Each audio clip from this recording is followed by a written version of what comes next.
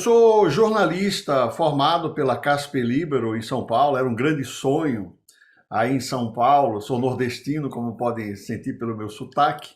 E quando cheguei a São Paulo, eu tinha um sonho de ser jornalista. E falei, eu quero estudar jornalismo. E aí levei naturalmente vários anos me preparando para isso. Consegui entrar, fiz jornalismo, mas uma coisa muito interessante que aconteceu é que no primeiro ano de jornalismo eu trabalhava como office boy ali na Rua Tutóia, bem pertinho da União Cultural Brasil-Estados Unidos, e na hora do almoço eu ia lá para estudar. E vi um anúncio de uma empresa americana que precisava de agentes de reservas que falassem inglês. Eu já falava fluentemente, mas não tinha a menor ideia do que era. Na época era a Eastern Airlines. Então o meu sonho de ser jornalista era porque eu queria ser um correspondente internacional, onde eu iria trabalhar na grande imprensa e iria ser convidado um dia para trabalhar viajando pelo mundo. Olha que interessante, hein? Então eu quis fazer jornalismo porque eu queria ser correspondente internacional. No primeiro ano da faculdade, me aparece essa oportunidade de trabalhar para a Eastern Airlines, que muitos de vocês não vão conhecer, mas a American Airlines comprou a rota da Eastern e eu passei de uma empresa que estava com dificuldade financeira para a maior empresa aérea do mundo na época, American Airlines, e trabalhei na American Airlines. Então o meu sonho de viajar ao mundo aconteceu não como jornalista, mas trabalhando para companhias aéreas. Então trabalhei, fui líder do call center e das lojas da American Airlines no Brasil desde o dia 1, 1990. Depois disso, a United Airlines me convidou para liderar a área comercial da empresa. Então eu saí do American Airlines para a United, que são duas grandes concorrentes, né? E nessa época eu já pensava em estudar marketing. Olha que coisa interessante, né? Eu falei assim, pô, mas você é jornalista, por que você não faz uma pós-graduação em jornalismo? Mas eu acredito que as empresas americanas, né, que são absolutamente extraordinárias em marketing, elas me abriram os olhos e aí eu resolvi fazer uma pós-graduação na Escola Superior de Propaganda e Marketing. Fiz duas pós-graduações lá e via ser professor da SPM, onde naturalmente me encantei com o tema de marketing, comunicação, e fiz então duas pós-graduações no Brasil, na SPM, onde eu também dei aulas antes de mudar para os Estados Unidos, onde eu vivo até hoje. Então note que um sonho de ser jornalista para ser um correspondente internacional, isso acabou me levando a trabalhar em companhias aéreas, onde eu pude viajar naturalmente o mundo inteiro durante esses anos aí. E aí, encantado com marketing, encantado, né, com esse mundo corporativo, um rapaz simples que sonhava em ajudar os pais. Adivinha o que aconteceu em 95? A Disney buscava um executivo no Brasil para abrir a divisão Parques e Resorts, que é a maior divisão da empresa até os dias de hoje. Só em nível de ideia, a Disney hoje tem aproximadamente 200 mil colaboradores, mas só essa divisão Parques e Resorts que eu abri no Brasil em 95, ela hoje é responsável só aqui em Orlando do Vivo por 77 mil colaboradores. Se você somar Califórnia, se você somar Tóquio, se você somar Paris, se você somar Hong Kong e se você somar Xangai, mais o Disney Cruise Line, mais a hotelaria que a empresa tem, desses 200 mil colaboradores, você tem mais de 160 mil dentro dessa divisão Parques e Resorts. Então eu tive o privilégio de ser o primeiro líder da Disney no Brasil, o primeiro executivo da empresa, abri em 2000, também baseado nesse trabalho de marketing da empresa aí no Brasil, eles me convidaram para liderar a estratégia global de treinamento aqui em Orlando, na Flórida, onde eu fiquei mais de 10 anos. Então foram 5 anos no Brasil e 10 anos nos Estados Unidos, e eu sempre apaixonado por estudar, sempre apaixonado por buscar informações corretas, informações de marketing. Quando eu cheguei aos Estados Unidos, eu tive um outro grande sonho, que era dar aulas na prestigiada Universidade Disney. E depois de uns 4 anos me preparando, eu tive esse grande privilégio de ter sido, até então, o único brasileiro a ter dado aulas na Universidade Disney como professor convidado do Disney Institute. Então, note que a minha carreira ela é dinâmica. Um rapaz que era office boy, sonhando em ajudar os pais, via a visão de ser jornalista, depois as empresas americanas com esse marketing deles, isso me fez naturalmente mudar de planos. Não sou jornalista hoje, mas escrevi vários livros sobre o tema de psicologia positiva, sobre Disney, naturalmente. Então, tenho muito orgulho dessa carreira e as oportunidades que essas empresas todas me deram até hoje. Quando a Disney me trouxe para os Estados Unidos, né, eu sempre gostei de estudar. A minha vida inteira foi correndo em busca de informações, em busca do único investimento que ninguém pode tirar da gente, que é a educação. Então, quando eu cheguei aqui, eu fui morar em Celebration, que é uma cidade criada pela Disney, muita gente não sabe, o escritório ficava ao lado, e a Disney, quando criou essa cidade, ela queria trazer uma universidade, porque era um campus, né? E eles trouxeram uma universidade muito conhecida aqui na Flórida, chamada Stetson, que foi fundada em 1883, e a Disney queria uma universidade de peso dentro da cidadezinha. Eu sempre estudei sábados e domingos, finais de semana, correndo para ajudar meus pais. E aí, quando eu vi aquela universidade sendo levantada ali em Celebration, eu morando lá, eu falei assim, bom, devem estar fazendo isso para mim, que moro aqui, né? E aí, a parte mais interessante, que tem a ver com marketing, né? Tem a ver com marketing. A Disney me falou, o que você quiser estudar, a gente paga. Opa, que maravilha! O que é bem genérico, não é verdade? Então eu fui lá buscar informações sobre os cursos e como eu já tinha feito 2 pós-graduações aí na SPM, no Brasil, nessa área de marketing e comunicação, eu queria algo diferente, eu queria acrescentar um pouco mais ao meu currículo, coisas diferentes. E eu sempre, na Disney, eu viajava o mundo treinando sobre filosofia, metodologia Disney, marketing Disney, né? Eu sempre percebi que eu sou apaixonado por pessoas. Aí eu pensei, chego lá, tinha MBA executivo. Eu falei, não, eu quero uma coisa diferente. E vocês não vão acreditar. Vocês não vão acreditar. Tava lá, Master's Degree, né, mestrado em Counseling, que seria a psicoterapia. A Claudemir falou assim, é nessa que eu vou entrar. E ali falava que tinha um foco em psicologia positiva.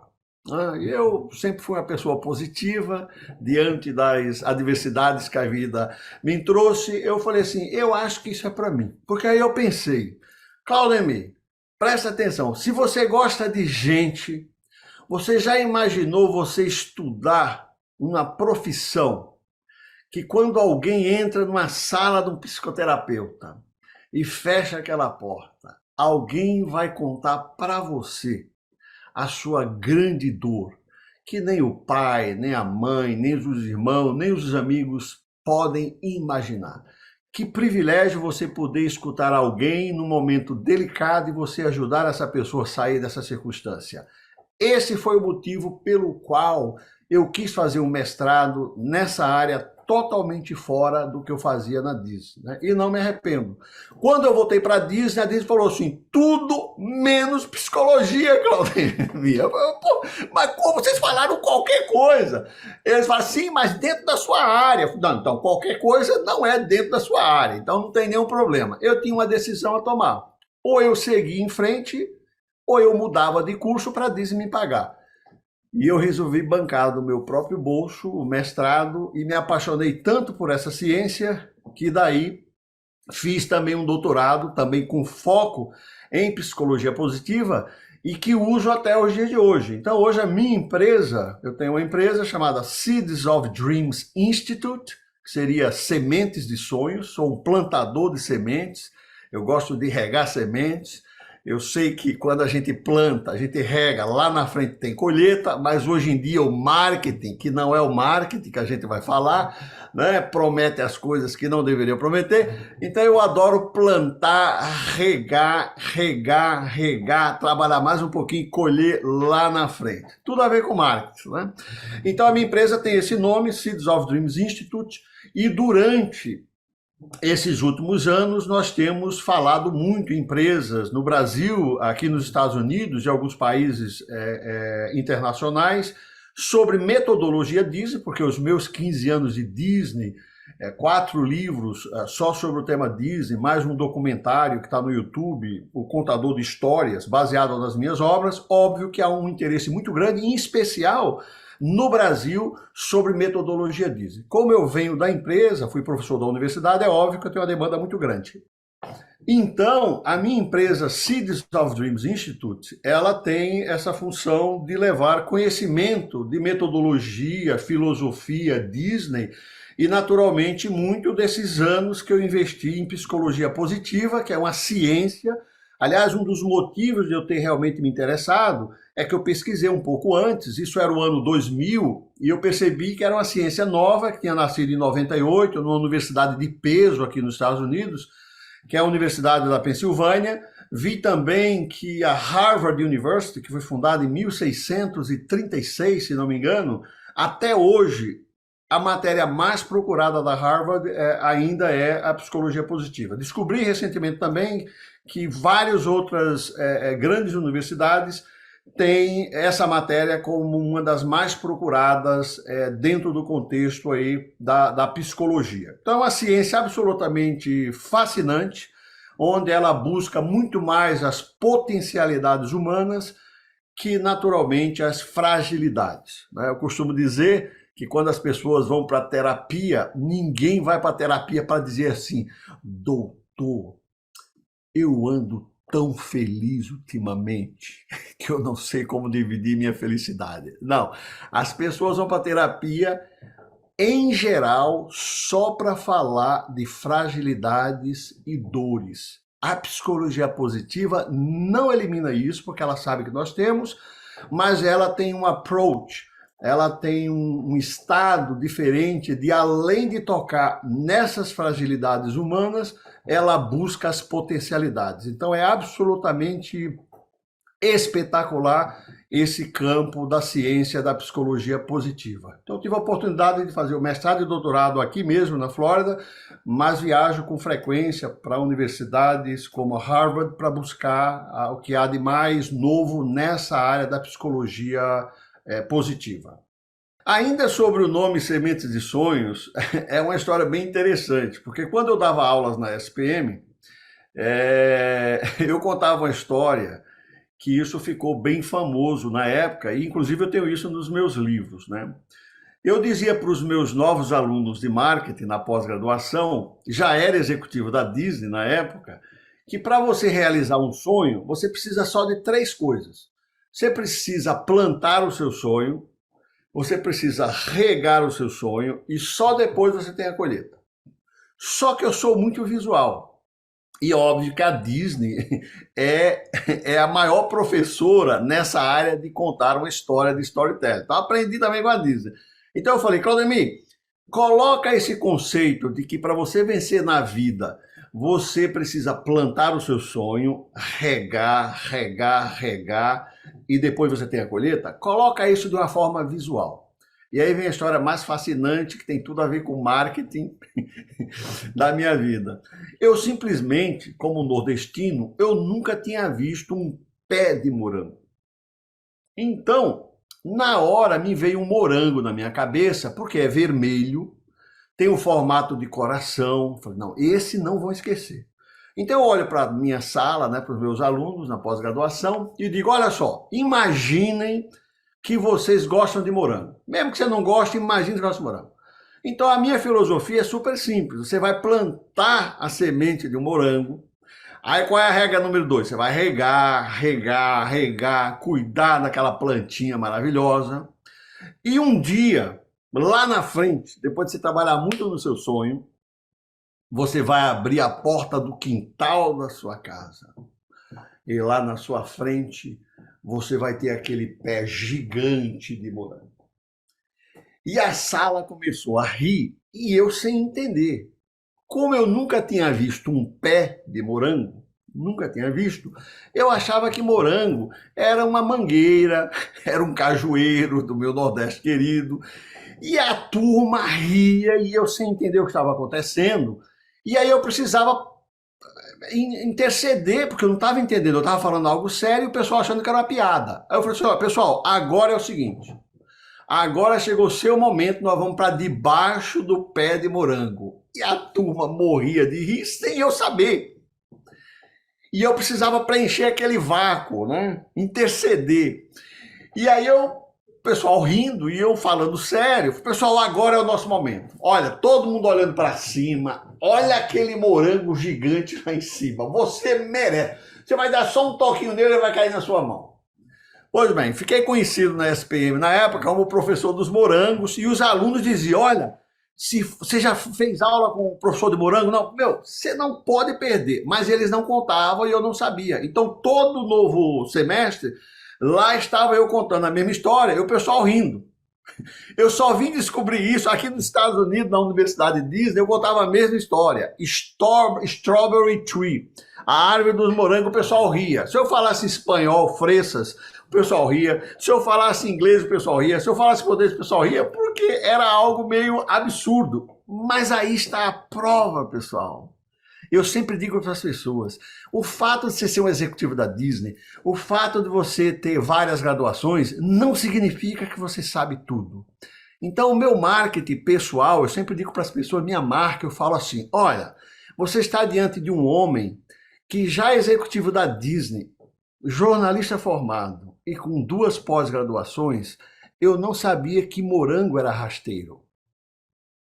Imagina o meu potencial em aprender com você.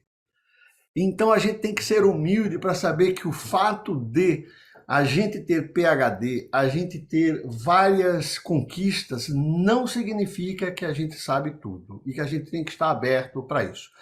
Então foi assim que surgiu essa história e por isso que o símbolo, o logo da minha empresa é um morango, por causa dessa história.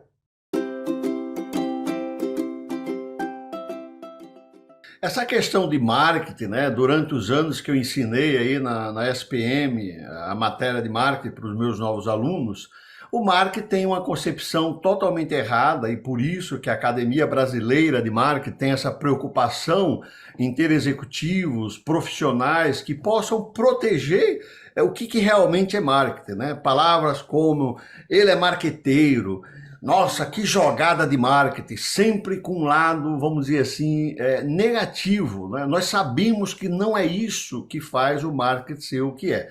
Então eu sempre tive essa preocupação, naturalmente, de usar o marketing de uma forma correta. E o marketing pessoal, como vocês puderam ver aí na minha história, ele é uma consequência das suas ações e como você vê esse tema dentro do contexto profissional e do contexto pessoal. Então, o marketing é absolutamente vital hoje, não só para as empresas, como também quando a gente fala em marca pessoal, nós estamos falando de uma certa forma de marketing pessoal, de como você se posiciona no mercado, como você posiciona do ponto de vista da empresa, né, os seus produtos, os seus serviços, qual é a entrega desse serviço e desse produto que você está prometendo. Então são várias coisas dentro do mercado que infelizmente muitas empresas ainda não têm uma compreensão correta do que representa o marketing do ponto de vista do sucesso das empresas e das pessoas. No mundo extremamente concorrido que nós temos hoje, empresas, a gente usa aí a expressão, né, do oceano azul, oceano vermelho, brigas intensas no mercado, eu acredito que é exatamente isso que está levando a essa concepção do marketing ser mal utilizada. Eu acredito que essa é uma das razões. Então, o futuro pertence àqueles que prometem, vamos dizer assim, um produto ou um serviço e não só entregam, como excedem essas promessas. Então, o marketing, na verdade, é baseado naquilo que você vai poder entregar, naquilo que você promete e como você vai fazer essa entrega para os seus clientes, seja de serviços, seja de produtos. Então, eu acredito que as empresas precisam ter uma preocupação cada vez maior com essa entrega, que é o que vai resultar naturalmente na imagem, na marca dessas corporações no futuro.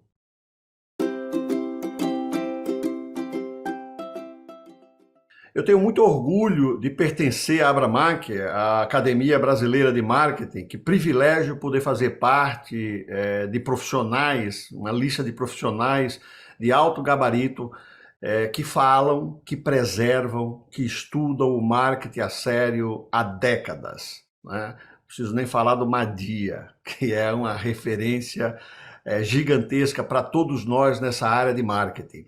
Então a academia tem essa responsabilidade, junto com tantos profissionais, de fazer com que o mercado entenda, as empresas, as corporações e as pessoas, né, o que realmente é o marketing. O que realmente representa o marketing dentro das corporações, dentro das empresas, e como isso é percebido. Então a Abramac tem essa função maravilhosa de estabelecer o que realmente é marketing, para que a gente possa sair fora de conceitos como jogada de marketing. Ah, ele é marqueteiro. Nós sabemos que marketing não é isso, né? Se a gente pegar a palavra na essência, marketing, né? Ações dentro do mercado cujo objetivo é que haja naturalmente uma entrega de um serviço ou de um produto a um cliente, a um consumidor. Então, a Academia Brasileira de Marketing e todos nós que fazemos parte dessa academia, nós queremos naturalmente levar essa mensagem para os brasileiros e para o mundo do que realmente é marketing. Nós precisamos colocar os pingos nos is, para dizer uma expressão popular, sobre o que realmente é marketing. Então, muita honra, muito feliz em participar da Academia Brasileira de Marketing. Sou muito grato a essa oportunidade.